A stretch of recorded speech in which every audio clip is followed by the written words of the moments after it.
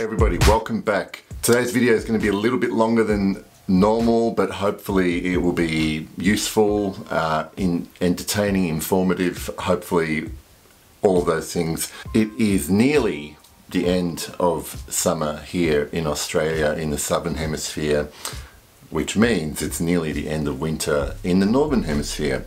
And you guys probably know I'm not big on doing lists, top 10 lists, top 5, whatever.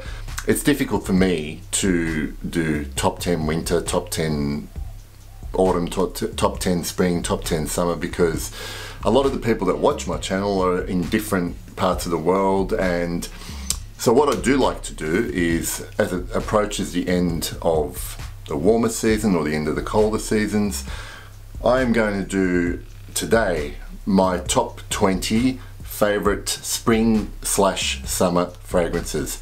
So what this is that it's basically a summary of a combination of the things I've worn the most over the last 6 months, as well as really good fragrances that I've recently discovered that have been great in the warmer weather.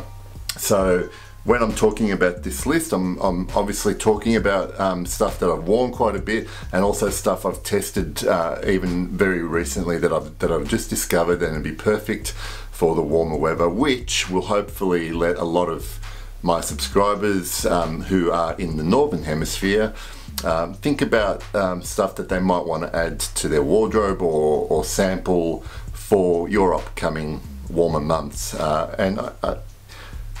Again, I always go back to, you should wear what you want when you want, but you know, there are some fragrances that work better in specific conditions. So what I have here is 20 fragrances that I'll go through quickly. At number 20, this is as close to a signature fragrance as it gets for me.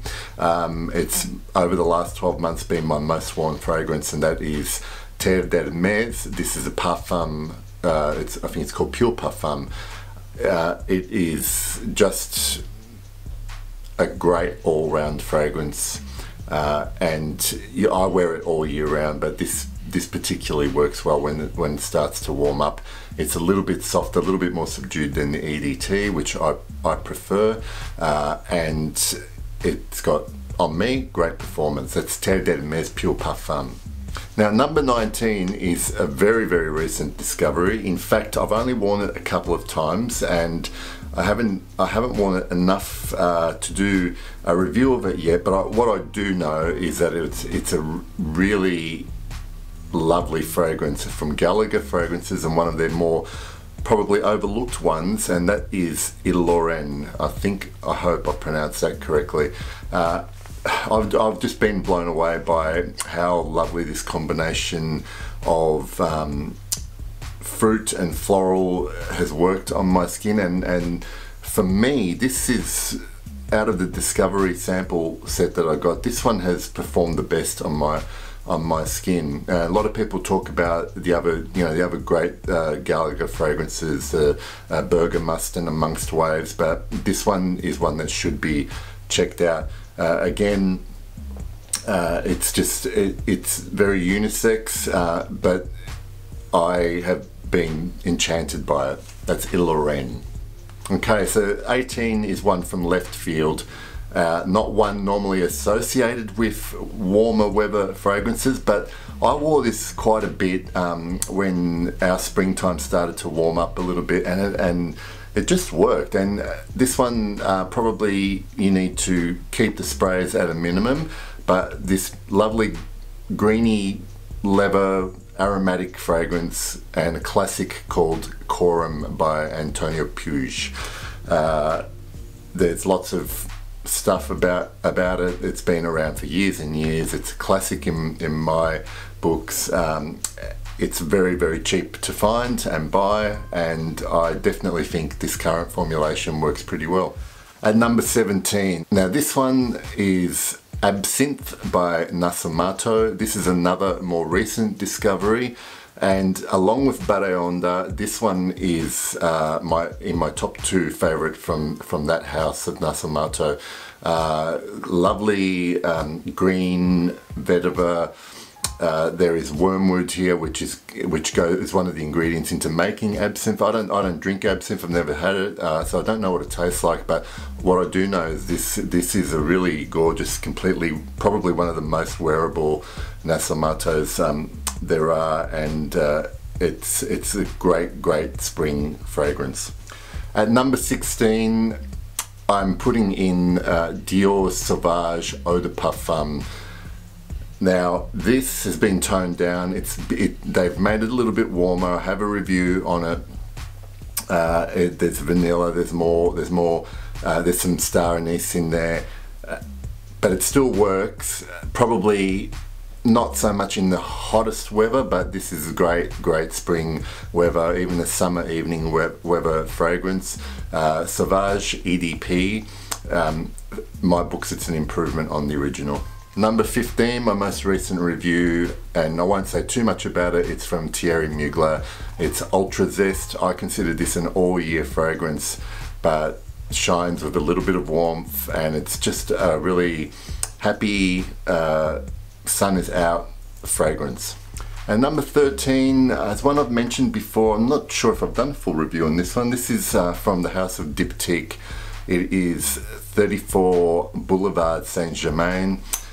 Now I really like this because it has a lot going on, but it never gets too heavy for me on my skin, which I think it makes it ideal to wear in the warmer weather. There's some lovely florals, resins and woodiness about this fragrance, and there's fruits and citrus, and it's just I find a really complex but easy to wear fragrance. That's 34 Boulevard Saint-Germain by Diptyque. At number 12, this is probably my favorite warm weather fougere scent. It's from Fragrances of Ireland. I've done a review on this one as well, and this is Patrick. This is citrus, spice, aromatics, beautiful fougere DNA, and it just smells good. It's great value for money, and very good performance. Number 11, from the house of Zoologist. This one actually has been a creeper for me in that I keep coming back to it, and every time I wear it, kind of say to myself how much I enjoy wearing it. And it's Civet, and apart from the name, to me, I don't actually get much animalic notes or smells from it. There is civet in there, but the main thing I get is this gorgeous, beautiful tuberose and other florals happening, and it is just like a really gorgeous springtime coming into summer scent. It's got the, like most Zoologist perfumes, it's got very good performance. So along with Rhinoceros and Camel, I think Civet is very close to being one of my favorites from the Zoologist house. Number 10 is a very new entry, and I've only had a chance to wear this a couple of times, but man, is it really good. It's Gucci Guilty Absolute Parfum.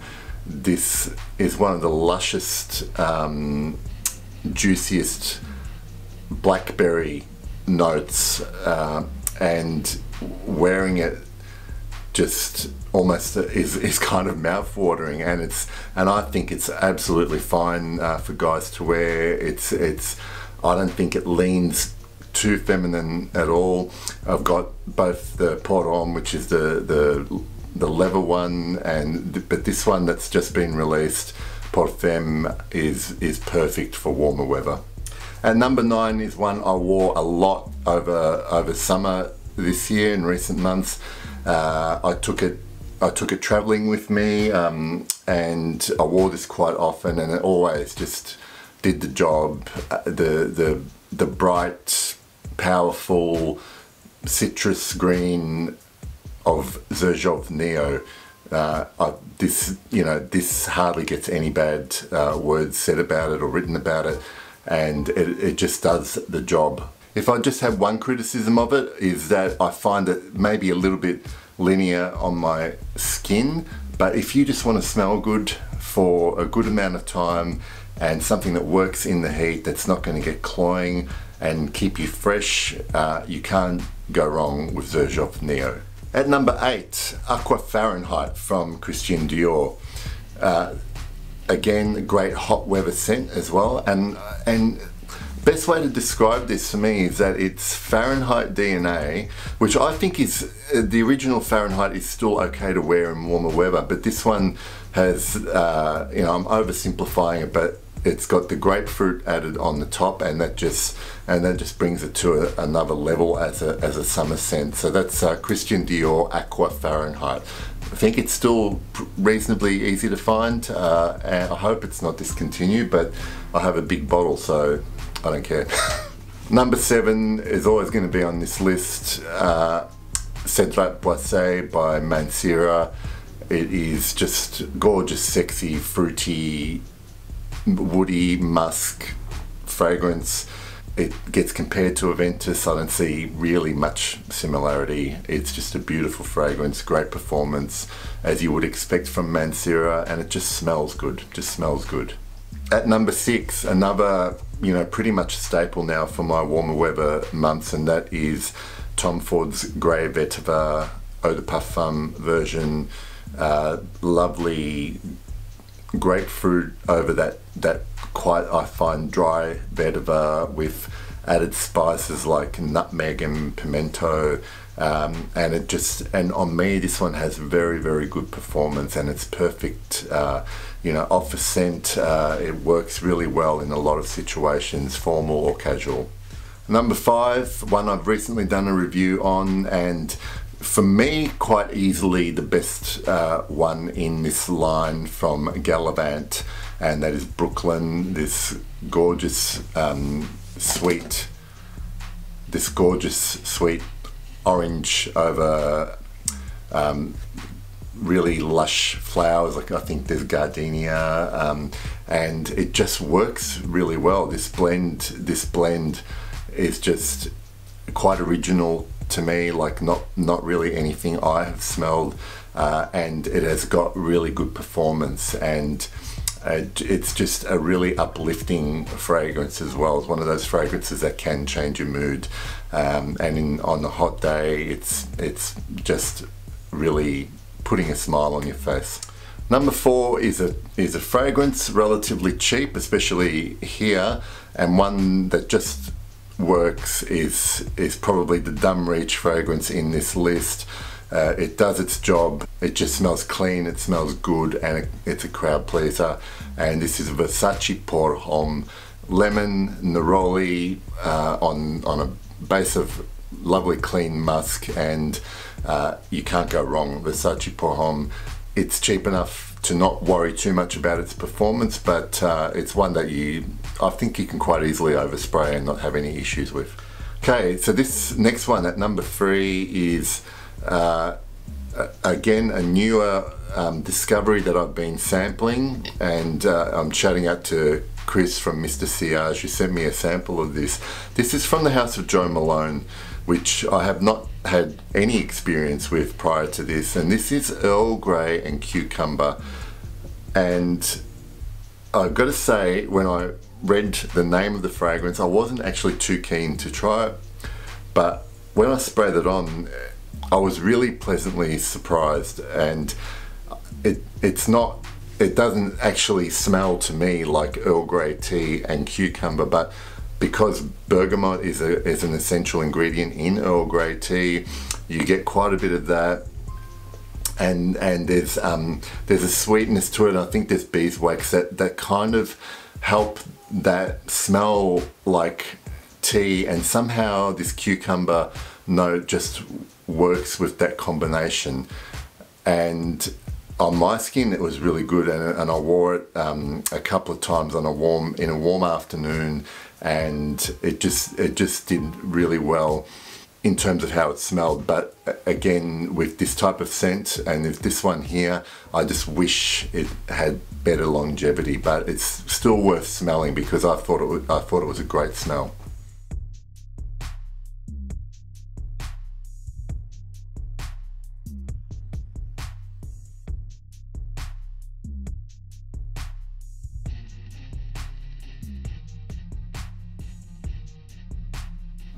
And at number 1, my recent review for this got a lot of interest, and I couldn't not put Goldfield and Banks Pacific Rock Moss in this list because it's probably my favorite warm weather scent in my collection at the moment.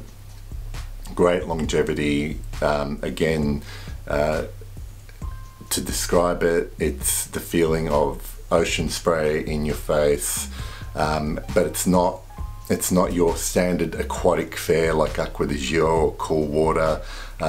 It's just so beautifully blended, you can't really pick out individual notes in it, and the performance for this type of scent is pretty mind-blowing for my skin. So that's Pacific Rock Moss. I know I'm hyping it up, but I love it. So I hope that list has been interesting for everybody. It might give you some ideas to try if you haven't tried them. And I would love to hear about everyone else's, I guess, rotation for warmer weather, if you do indeed have one. And if you don't, just let me know if you like the video or not. Okay, thanks guys. I'll see you later.